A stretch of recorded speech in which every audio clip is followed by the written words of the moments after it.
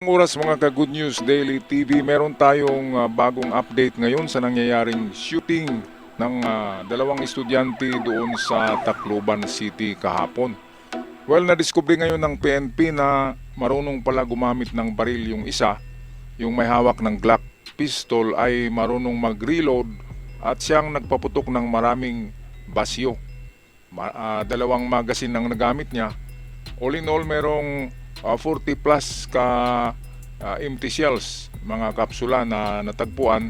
So talagang shooting incident ito at pinagplanuhan daw ito nitong magkakaibigan dahil sa nakikita nila sa yung video games na Gurbox video games, marahas na laro, barilan, shooting, kaya nagagaya ng kabataan na ito. Nako, kaya kailangan talaga sa mga eskwelahan ay merong sa entrance, sa gate, dapat merong metal detector at x-ray na parang sa airport. Yun sana ang gawin ng DepEd na kailangan lahat ng school, public or private school ay merong ganong klaseng mga gamit na x-ray or metal detector para makikita itong kung anong laman ng mga bag ng mga estudyante. Kasi meron palang mga ganitong pag-iisip. Kaya ngayon ay dapat pag-usapan na sa Senado at Kongreso ang baguhin ang batas natin sa legal age ng kabataan. Dapat ibaba na yan. Sabi ng ibang mambabatas ay dapat 12 anyos ang legal age para makulong ng mga ito.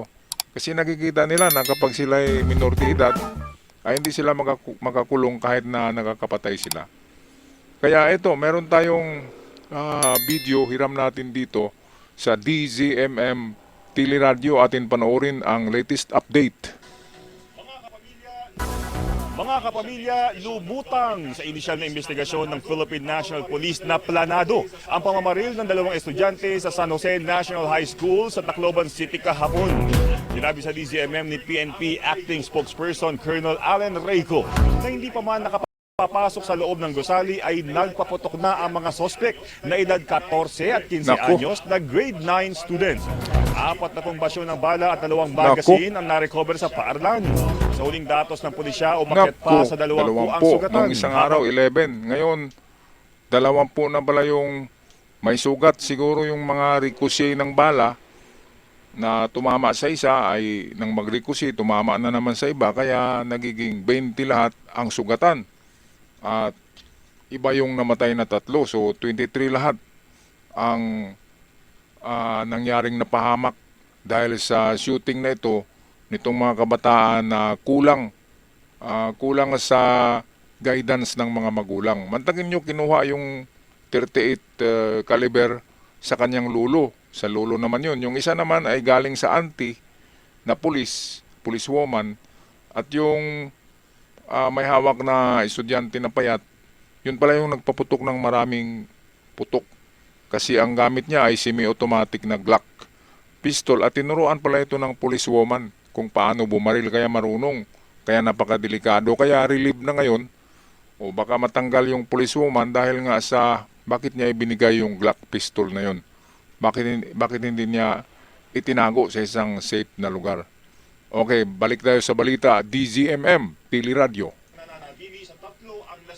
Nananatili sa 3 ang nasawi. Tinanggal na sa pwesto at nasa restricted custody ang policewoman na tiyahin ng isa sa mga sospek at may-ari ng isang baril na ginamit sa krimen. Nakarehistro naman ang isa pang baril sa security agency sa Cebu City. Patuloy pang inaalam ang motibo sa krimen. Una nang lumutang na may kinalaman sa bullying ang insidente. Ito po ay planado. Lumalabas sa initial investigation natin ay pagpasok pa lang nila, hindi pa sila pumasok yung mismong mga building, sa may bintana nagpapaputok po sila. Ay naka-recover tayo ng as of now at least 2 magazines. So definitely ay nag-reload pa po to. At ito nga po yung kamag-anak nung ating policewoman na naturuan nga. So marunong po talaga mag-reload pa. Samantala sinisilip ng pulisya ang posibilidad na naimpluwensyahan ng online game ang pamamaril ng dalawang estudyante sa San Jose National High School sa Tacloban. Balita mula sa Campo Crame at ni Radyo Patrol, Marlene Padiernos, Mars.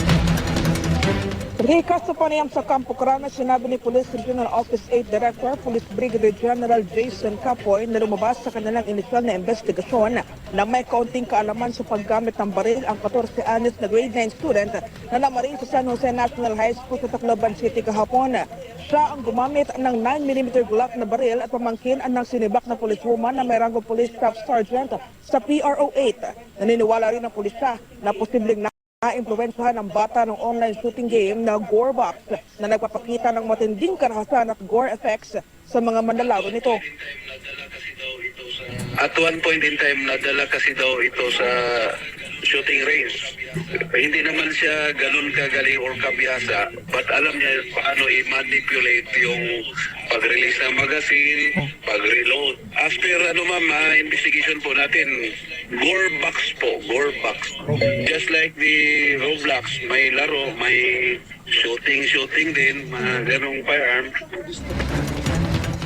Lumabas din sa forensic examination na 30 mula sa 40 basyo ng bala na narecover sa crime scene ang nagmula sa 9mm Glock na baril. Sabi ni Brigadier General Capoy, isang buwan o manong pinagpanuhan ng dalawa ang pag-atake mula pa noong May 1 na mistulang pinag-aralan pa ang batas. Batay kasi sa mga screenshot ng kanilang chat, batid ng dalawa na hindi Ayan, mga maaaring kababayan, maikulong di ang ba? mga minor de edad. Dahil sa alam na rin nila na hindi makulong sila kaya ginagawa nila yan. Kaya nga, tatawag tayo ng pansin sa ating mga congressman, senador na gumawa na kayo ng batas tungkol dito sa pagbaba ng edad nitong mga ganitong klasing insidente ay walang naparusahan dahil minor de edad. Ngayon, ibaba yan sa 12 o 13 ang legal age para makulong na sila. Kasi meron ng isip yan Meron na ngang mga girlfriend yan. Meron ng mga ano yan. Yung iba dyan may anak na. Tapos minor pa rin. Diba? Doon sa Middle East, 12 years old, 11 years old ay nakakasal na kasi legal age na yun. Ngayon mga kababayan, ang tanong, bakit binigay ng policewoman sa kanyang pamangkin yung Glock pistol? Service pistol niya yun Siya pala yung nagpaputok ng 29 kaputok. Ang dami-dami. 29 na putok pala ang galing sa Glock. At yung ibang basyo ay galing yun sa 38. Siyempre 9mm, madaling matukoy na 9mm ito. Madaling matukoy na 38 special na bala yung sa 38. Kaya yung isa pala, yung may hawak ng 38, ay hindi umabot sa 10 yung kanyang putok. Yung isa ay halos 30 naputok yung Glock. At yun ang magaling bumaril, sabi ng mga pulis. Tinuruan kasi yun ng auntie niya na policewoman kung paano bumaril. At yung laro nila na Gorebox ay barilan yun At merong mga Glock pistol doon na makikita.